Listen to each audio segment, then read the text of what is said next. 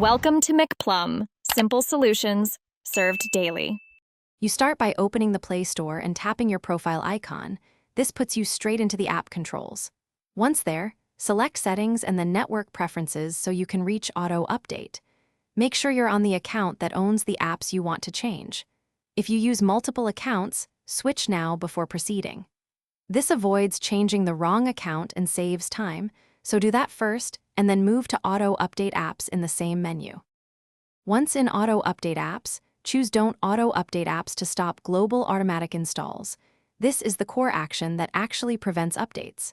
Tap it and confirm, because without confirmation, Play Store may keep previous preferences.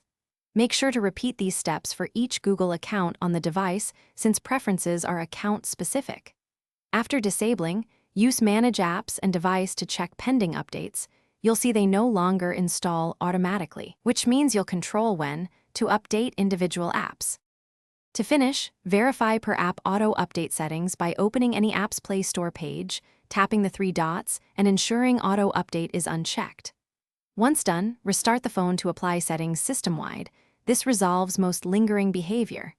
If apps still update, clear Play Store cache or update Play Store itself. Old or corrupted data can override preferences. As a final tip, confirm you changed the correct Google account. Wrong account settings are the usual culprit when automatic updates persist.